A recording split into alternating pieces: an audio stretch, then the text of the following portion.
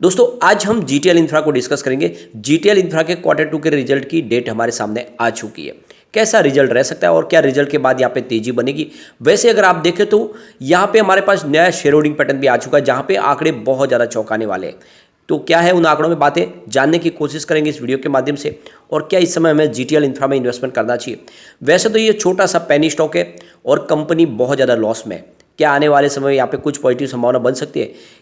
एक समय स्टॉक की प्राइस 100 के आसपास थी। क्या ये आने वाले समय फिर से ये 3 डिजिट में जा सकता है या फिर आने वाले समय इन्वेस्टमेंट को डुबा देगा।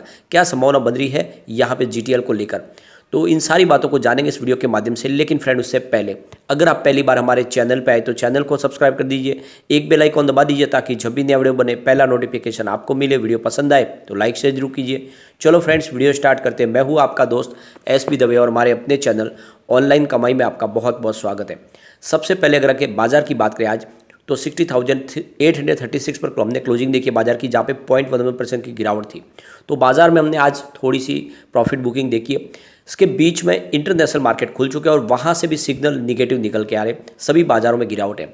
डाउ जोन की बात करें तो 32,000 के स्तर पे जहाँ पे 0.46% की गिरावट है, यानी लगभग आधा परसेंट गिरा है डाउ जोन्स। S&P 500 की बात करें तो 3,727 के स्तर पर जहाँ पे 0.86% की बड़ी गिरावट है।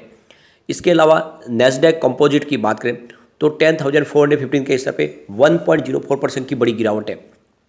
रजल्ट 2000 इंडेक्स में बहुत ही ज़बरदस्त गिरावट हो चुकी है। 1718 के स्तर पे 3.36% की बहुत बड़ी गिरावट, एक तरह से कह दो क्रैश कर गया है रजल्ट 2000 इंडेक्स, और ये सिग्नल थोड़े से बाजार के लिए अच्छे नहीं है। यहाँ पे अगर एक आज की जीटीएल इंफ्रा की बात करें तो स्टॉक में हमने शानदार पॉजिटिव क्लोजिंग देखी है। 1.35 पर स्टॉक आ चुका है, अपर सर्किट लगा आज, आप देख सकते हो। इससे समझ में आ रही है बात कि ये स्टॉक काफ़ी मजबूत लग रहा है। इस लेवल पे खरीदारी फिर से शुरू हुई है। आज वॉल्यूम में भी ज़बरदस्त बढ़ोतरी है, और क्यों ना हो स्टॉक में काफ़ी ज़्यादा करेक्शन हो चुका। पिछले एक साल के हिसाब से देखो स्टॉक में 15% का नेगेटिव रिटर्न देखने को मिल रहा है। 6 मंथ के हिसाब से भी देखें तो यहाँ पे 3.57% की गिरावट देखने को मिल रही है, और 1 मंथ के हिसाब से भी 3.57% की गिरावट है, और 5 डे के हिसाब से देखें तो कोई भी अप डाउन नहीं है, यानी जो प्राइस थी वहीं पर है। कुल मिला के इसमें काफ़ी ज़्यादा गिरावट हो चुकी है। अगर इसके वॉल्यूम को देखें तो पिछले एक महीने पहले इसका 4 करोड़ का वॉल्यूम था और 2 करोड़ की डिलीवरी उठाई गई थी। 1 वीक पहले देखें तो 3 करोड़ का वॉल्यूम होता, 2 करोड़ की ही डिलीवरी उठाई गई थी, और कल भी 3 करोड़ का वॉल्यूम होता, 2 करोड़ की डिलीवरी उठाई गई थी। लेकिन आज 5 करोड़ का वॉल्यूम हुआ और पिछले महीने में सबसे शानदार वॉल्यूम है। आप देख सकते हो ये आंकड़े, आज का वॉल्यूम बहुत ज़बरदस्त है, और इसका मतलब ये है कि खरीदारी हुई है बड़े फंड हाउस की तरफ से। और यहाँ पे आंकड़े भी यही इशारे करें कि यहाँ पे अब एफआई और डीआई यहाँ पे ज़बरदस्त खरीदारी कर रहे हैं, क्योंकि स्टॉक काफ़ी नीचे आ गया और ऐसे में यहाँ पे खरीदारी शुरू हो चुकी है। अब यहाँ पे कंपनी अपना क्वार्टर टू का रिजल्ट डिक्लेयर करने वाली है। कंपनी ने एक्सचेंज को जानकारी दी है कि वो इसी महीने की 10 तारीख यानी आने वाली 10 तारीख को अपना क्वार्टर टू का रिजल्ट डिक्लेयर करेगी, और इसके लिए आप देखें तो इनसाइडर ट्रेडिंग के लिए ट्रेडिंग विंडो भी क्लोज हो गई है, और ये अब खुलेगी 12 तारीख को, क्योंकि एक बार रिजल्ट डिक्लेयर होता है उसके 40 आवर्स के बाद में ही वो नॉर्मल ट्रेडिंग कर पाएंगे। तो कंपनी से संबंधित लोग हैं जो भी, चाहे वो कंपनी के मैनेजिंग डायरेक्टर में हो या कंपनी के बोर्ड मेंबर्स हो या फिर कंपनी के एम्प्लॉय, सबके लिए ट्रेडिंग बंद है। वो अपनी ट्रेडिंग अब 12 तारीख के बाद ही कर पाएंगे। तो रिजल्ट हमारे सामने होगा। इसके पहले अगर हम देखें क्वार्टर 1 को तो आंकड़े काफ़ी निराशाजनक थे। रेवेन्यू 360.24 को भी निकल कर आया, जहाँ पे 0.38% की ईयर ऑन बेसिस पे हमें गिरावट देखने को मिली। नेट इनकम की बात करें तो -279.59 को भी रहा है, जहाँ पे 28.77% की ईयर ऑन बेसिस पे गिरावट देखने को मिली। नेट प्रॉफिट मार्जिन की बात करें तो -77.61% रहा, जहाँ पे 29.26% की ईयर ऑन बेसिस पे गिरावट देखने को मिली। तो देख सकते हो कि सारे के सारे आंकड़े निराशाजनक आंकड़े हैं। अब यहाँ पे पिछले एक साल की परफॉर्मेंस देखें तो जून 2021 में इनका 362 करोड़ का टोटल रेवेन्यू था। सितंबर 2021 में इसमें थोड़ी सी बढ़ोतरी हुई और 364 करोड़ का रेवेन्यू मिला।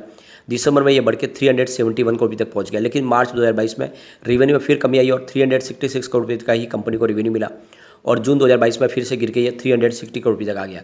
तो रेवेन्यू में कमी आई है। इस बार अगर रेवेन्यू थोड़ा सा बढ़ता हुआ दिखाई देगा तो कुछ संभावना पॉजिटिव बन सकती है। कंपनी लगातार लॉस में, आप देख सकते हो जून 2021 में कंपनी को 217 करोड़ का लॉस हुआ था। सितंबर में लॉस घट के 207 करोड़ तक आ गया, और दिसंबर में ये लॉस 197 करोड़ तक आ गया। तो लॉस में रिकवरी शुरू हुई थी, लॉस कम हुआ। लेकिन मार्च क्वार्टर की बात करूँ, मार्च में बहुत बड़ा लॉस हुआ, 853 करोड़ का बड़ा लॉस हो गया। लेकिन जून में फिर से लॉस में कमी आई और 280 करोड़ का लॉस हुआ। अब कंपनी अपने लॉस में और कमी कर लेती है तो फिर यहाँ पे तेजी आने की संभावना बन सकती है। पिछले 2019 से अगर कंपेयर करें तो आप ये देख सकते हो कि कंपनी को लगातार लॉस तो है लेकिन रेवेन्यू भी जनरेट कर रही है कंपनी।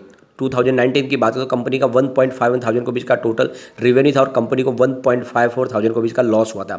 2020 की बात करें तो कंपनी को 1.44 थाउजेंड करोड़ का रेवेन्यू मिला और इनका लॉस बढ़ के 1.86 थाउजेंड करोड़ तक पहुंच गया।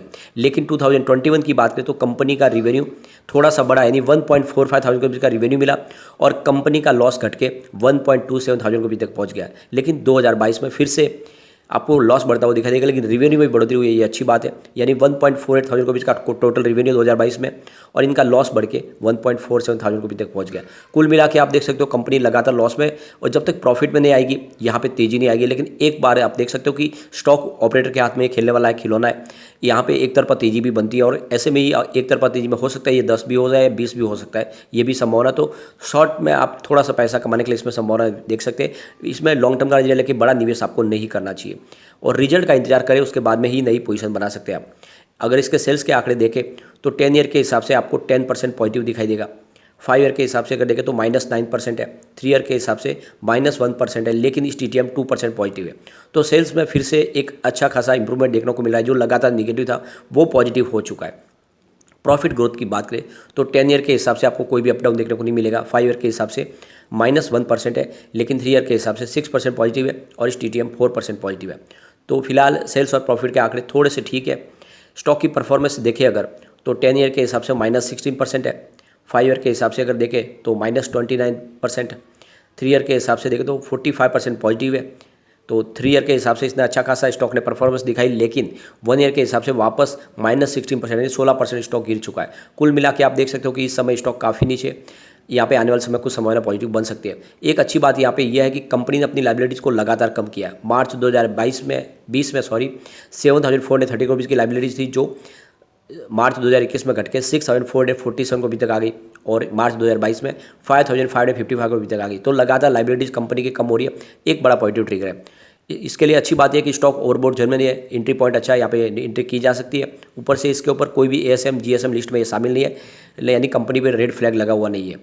यहाँ पे जो सबसे अच्छी बात यह है कि इस बार FI और DI ने होल्डिंग को बढ़ा दिया पिछले कई क्वार्टर के बाद। अगर हम प्रमोटर की बात करें तो यहाँ पे होल्डिंग बिल्कुल नहीं के बराबर है, 3.33% की होल्डिंग है खाली। FI की बात करें तो दिसंबर में उनकी 1.90% की होल्डिंग थी, जिसको मार्च में घटा के 1.38% कर लिया और जून क्वार्टर में मात्र 1.2% तक रह गई, लेकिन 0.12% की रह गई। लेकिन आप देखें तो इस बार FI ने अपनी होल्डिंग को बढ़ा के 0.14% कर लिया है। तो FI ने इस बार अपना इन्वेस्टमेंट बढ़ाया, जो एक बड़ा पॉजिटिव ट्रिगर है। इसके अलावा DI की बात करें तो आप देख सकते हो 51.72% की होल्डिंग दिसंबर में थी, घट के 49.94 हुई मार्च में और जून क्वार्टर में देखें तो ये 46.33% तक आ गई। लेकिन इस बार आपको सितंबर में 46.34% है, थोड़ी सी होल्डिंग बढ़ती हुई दिखाई देगी। तो यहाँ पे FI और DI ने दोनों ने ही सितंबर में होल्डिंग बढ़ाई है, जो एक बड़ा पॉजिटिव ट्रिगर है। आने वाले समय यहाँ पे कुछ पॉजिटिव संभावना बन सकती है। यहाँ पे जनरल पब्लिक की होल्डिंग फिलहाल 50.20% की है। कुल मिला के देख सकते हो कि शेयर होल्डिंग पैटर्न में कुछ आंकड़े इस बार थोड़े से उत्साहवर्धक दिखाई दे रहे हैं। यहाँ पे कम्युनिटी सेंटिमेंट अच्छा स्टॉक के साथ बना हुआ है, क्योंकि 83% बाई की कॉल है, 0% सेल की कॉल है और 17% होल्ड की कॉल है, यानी 100 में से 100% लोग इसको लेना पसंद करें।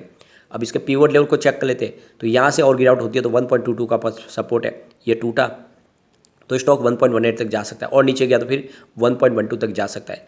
लेकिन पॉजिटिव माहौल अगर बना तो आप देख सकते हो 1.32 का फर्स्ट रेजिस्टेंस है, ये ऑलरेडी ब्रेक हो चुका है। सेकंड रेजिस्टेंस इसका 1.38 का है, इसको पार कर लिया तो फिर आप देख सकते हो स्टॉक 1.42 तक, यानी लगभग ₹1.40 तक ऊपर जाने को तैयार है। तो तेजी बनी हुई है तो स्टॉक ऊपर जरूर जाएगा। इस समय आप एंट्री कर सकते हैं, जल्दी इसकी प्राइस ₹1.5 के पार भी हो सकती है। तो लॉन्ग टर्म का नजरिया लेकर निवेश न करें, बल्कि शॉर्ट टर्म में ऐसा इसमें पैसा कमा सकते हैं आप। और वैसे स्टॉक काफ़ी कमज़ोर है, अब इस रिजल्ट का इंतजार करना होगा। रिजल्ट अच्छा आएगा तो जरूर यहाँ पे तेजी बनेगी। लेकिन फ्रेंड, कोई भी इन्वेस्टमेंट करने से पहले अपने फाइनेंशियल एडवाइजर एक बार ले ले या अपना खुद का रिसर्च करें, क्योंकि मैंने वीडियो आपके एजुकेशनल पर्पज़ के लिए ही बनाया। वीडियो पसंद आए तो लाइक शेयर जरूर कीजिए और चैनल को सब्सक्राइब कर दीजिए। Thank you friend.